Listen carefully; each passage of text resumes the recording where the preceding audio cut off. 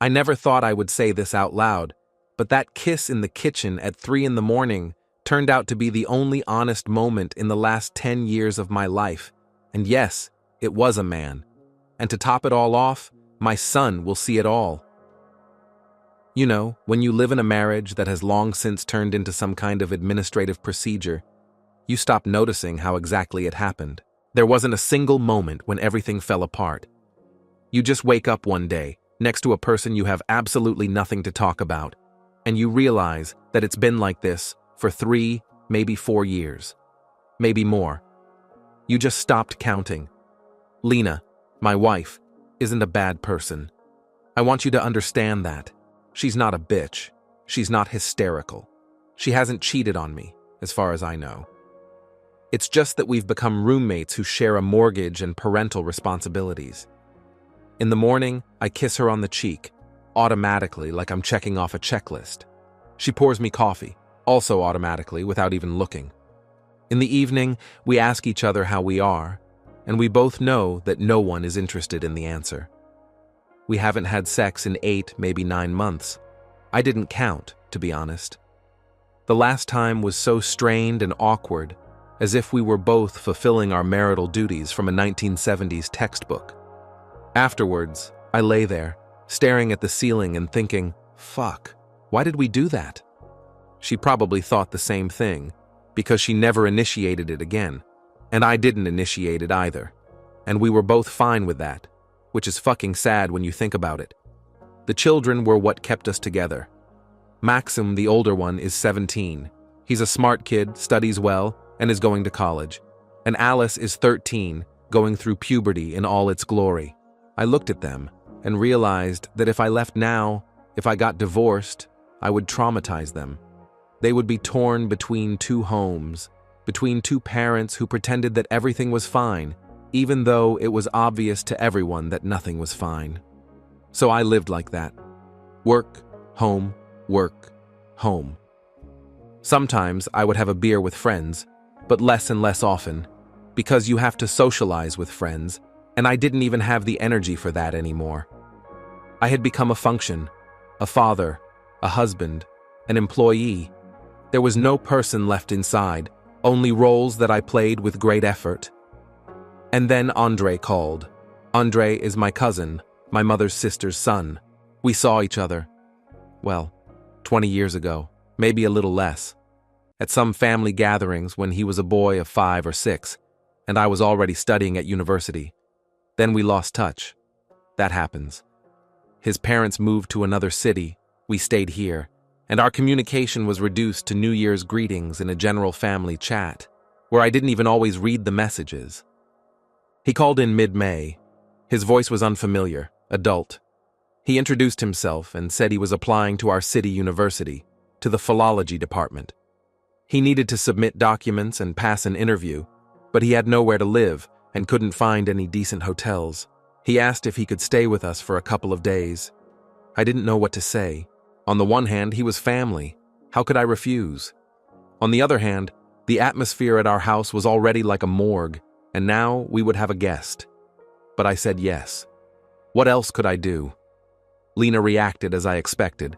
She pursed her lips, nodded, and asked how many days. I said 2, 3 at most. She sighed as if I had told her we were bankrupt and went to prepare the sofa in the living room. Andre arrived on Friday evening. I opened the door and for a second didn't recognize who was standing in front of me. He was tall, thin, with long dark hair tied back in a messy bun. He was wearing a black turtleneck, worn jeans, and a backpack. His eyes were gray and attentive. He smiled uncertainly and held out his hand. His handshake was firm. I let him in and helped him carry his bag. He looked around and thanked me for my hospitality. His voice was quiet but pleasant. I introduced him to Lena and the children.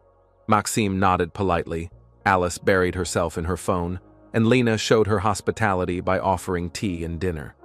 We ate dinner in tense silence. Andre tried to keep the conversation going, talking about university, exams, and the city he came from.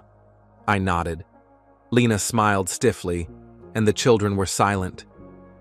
It was a typical scene in our family, everyone in their own world, and no one cared. After dinner, Andre said he was tired from the trip and went into the living room. I stayed in the kitchen washing the dishes.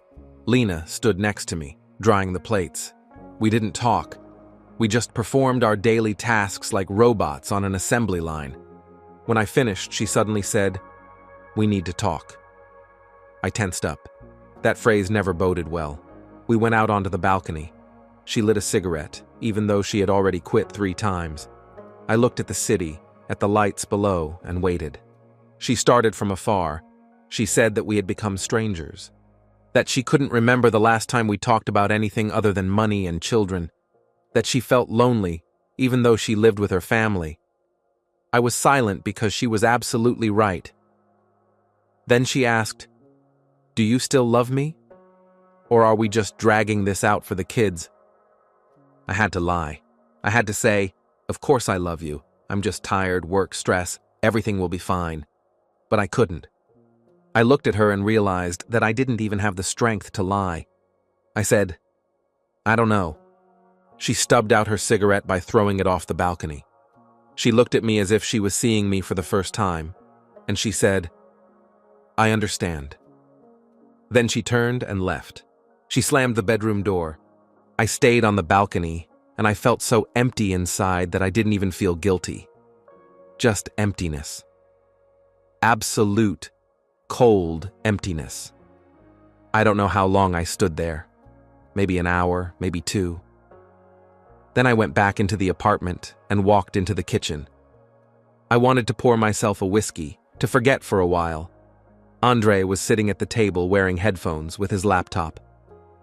When I came in, he took off one earphone and turned to me. He asked, "Is everything okay?" I wanted to say yes, but instead I laughed, a short, bitter laugh. I said, "Who's okay these days?" He closed his laptop and took off his headphones. He suggested I join him. I nodded, took out a bottle and 2 glasses. We drank in silence. Then we had another round. I don't remember who spoke first, but suddenly I started talking. I just dumped all the crap that had built up over the years on him. About my marriage, which had turned into torture. About my children, whom I love, but who keep me in a cage. About how I can't remember the last time I felt alive.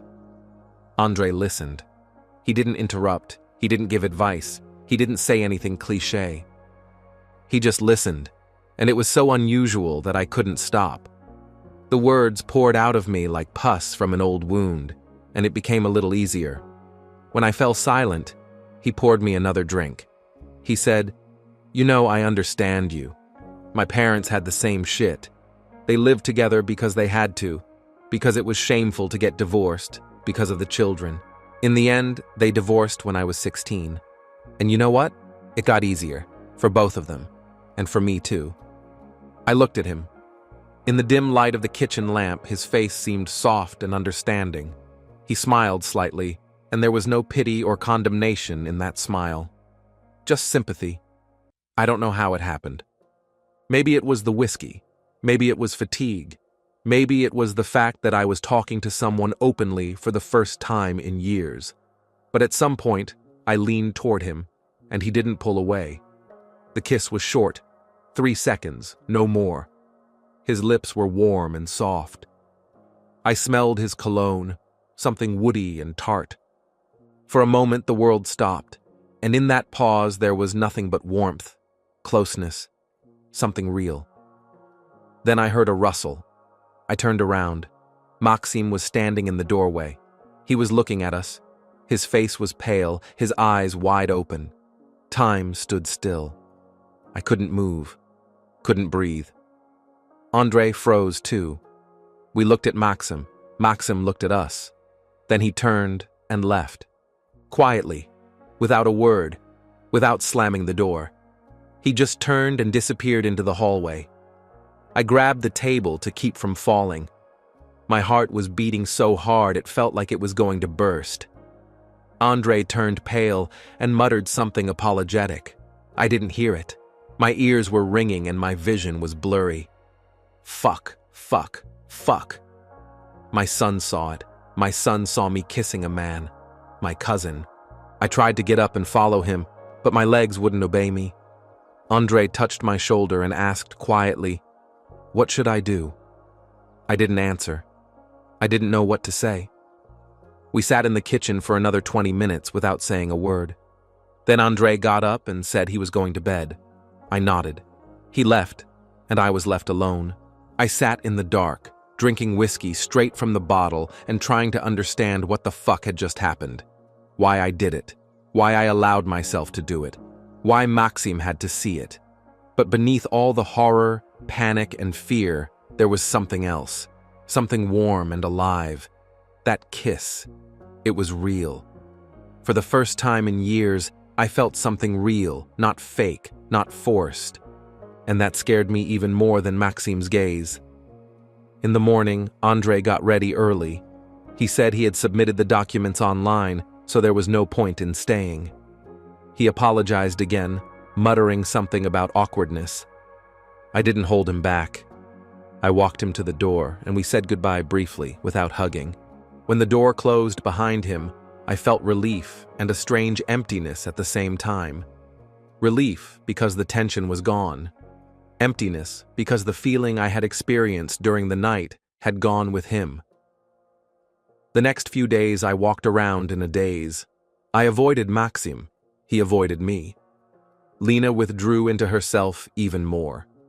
At dinner, we were silent, staring at our plates. I felt that the situation had reached some kind of critical point, but I didn't know what to do. On Wednesday evening, Maxim knocked on my door. I was sitting at my computer, pretending to work. In reality, I was just staring at the screen, thinking about nothing. He came in and closed the door. He sat down on the edge of the bed. He was silent for a minute or two.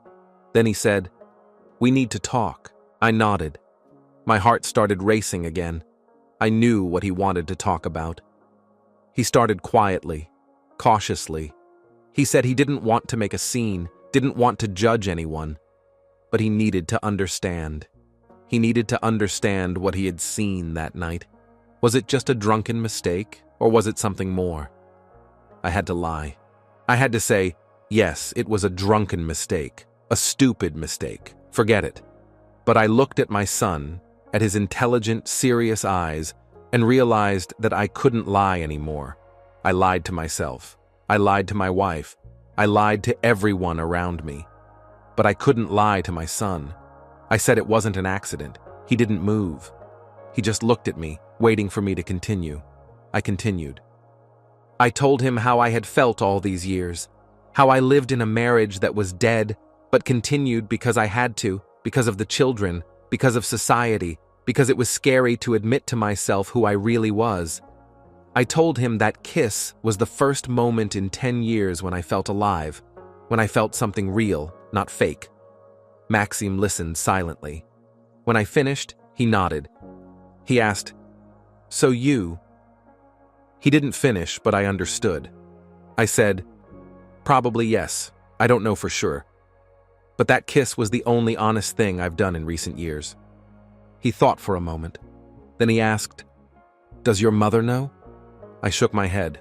No, she doesn't. She knows our marriage is falling apart, but she doesn't know why. She doesn't know that the problem isn't her, it's me. Maxim stood up. He went to the window and looked out at the street. He said, "Dad, I don't know what to say to you. I don't judge you, but I need time to process all this." I nodded. I understand. He turned to me. He added, "But you know what? I think you need to be honest. With Mom, with yourself, with us. Because this," he pointed at me, at himself, at the walls around us, "this isn't living. It's existing. And it sucks for all of us." He left, quietly closing the door behind him. I was left alone, and his words echoed in my head like an alarm bell. He was right. Absolutely, unconditionally right. It wasn't life. It was existence. And it was shitty for everyone. For me, for Lena, for the kids. I sat in the room until late at night, thinking, analyzing, digging into myself. I remembered my life, school, college, meeting Lena. I remembered how we fell in love, how we got married, how the children were born. I remembered how gradually it all turned into a routine, a duty, a cage. I remembered other men, the fleeting glances I averted, the strange feelings I suppressed, the thoughts I forbade myself to think. It had always been there, but I had hidden it so deeply that I didn't admit it even to myself. By morning, I had made my decision. On Friday, when the children left for school, I approached Lena. She was sitting in the kitchen with coffee, looking out the window. I sat down opposite her and said, "We really need to talk." She nodded without looking at me. I knew she had been waiting for this conversation. I started from afar. I said that our marriage had not been working for a long time, that we both felt it, but were afraid to admit it, that children are not a reason to live together if we don't love each other, that they would be better off with two happy divorced parents than with two unhappy married ones. She listened silently. Then she asked, "Is there someone else?" I didn't know how to answer. Formally, no. Andre had left, and we hadn't spoken since that night. But in essence, yes, there was a moment that showed me that I was living wrong. I said no, but I realized something important. I realized that I wasn't who I pretended to be. And I need to figure myself out, but I can't do that while I'm living a lie. She finally looked at me.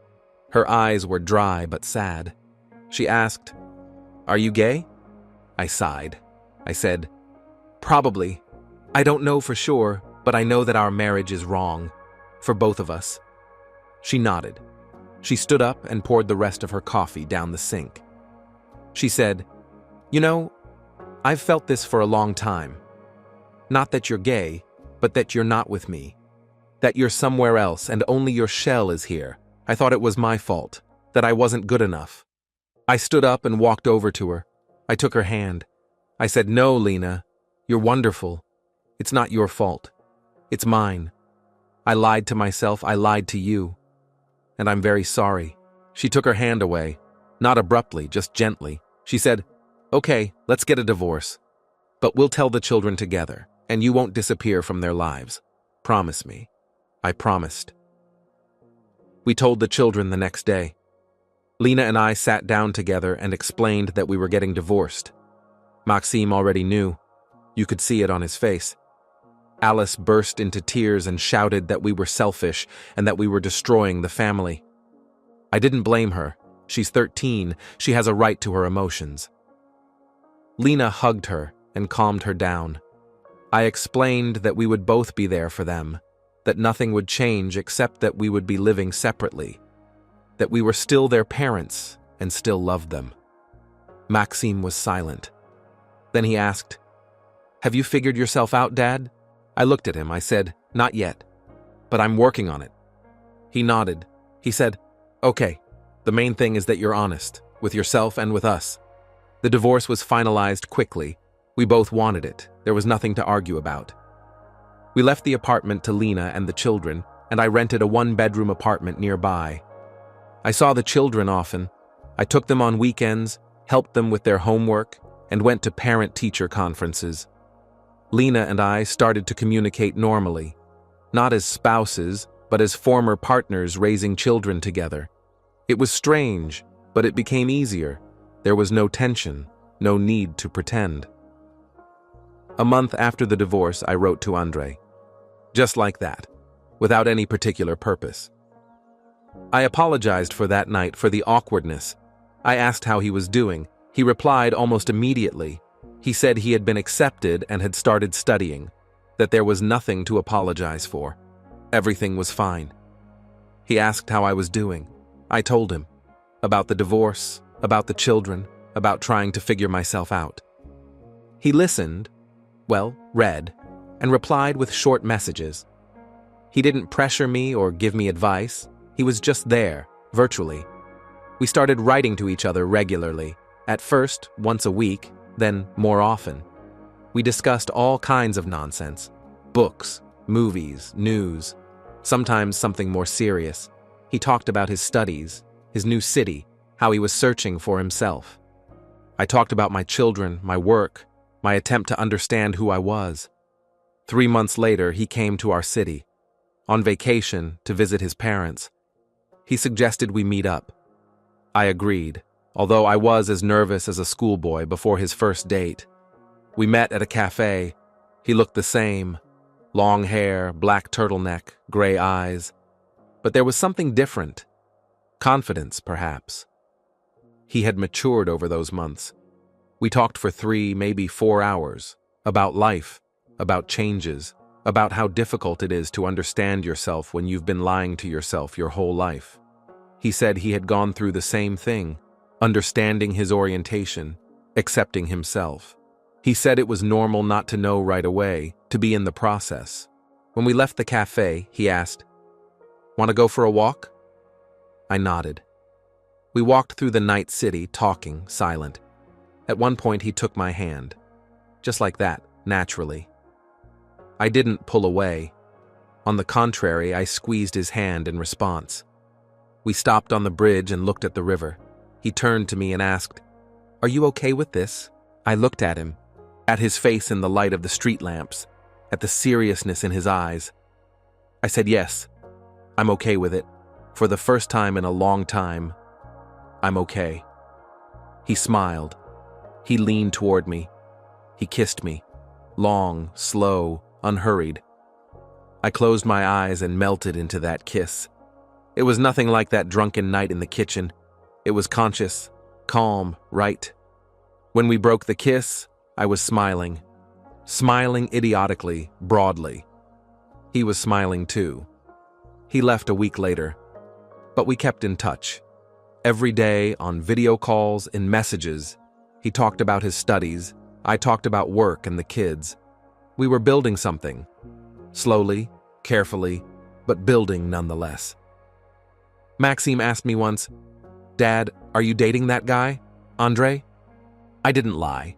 I said yes, I'm trying. I don't know where it will lead, but I'm trying. He nodded. He said, "Well, he seems normal. The main thing is that you're happy." Alice reacted more complicatedly. At first she was angry, saying that it was strange, that all her friends would laugh. Then she calmed down and got used to it. Once she asked, "When are you going to introduce us to him properly? Not as a guest, but as your, well, boyfriend?" I laughed. Boyfriend. A strange word at 42, but the right one. Andre came for New Year's. I introduced him to the children normally, without hiding our relationship. Maxime talked to him like a normal person. Alice was shy at first, but then she opened up. It turned out that Andre was well versed in the music she listened to. In the evening, when the children went to bed, we sat in the kitchen.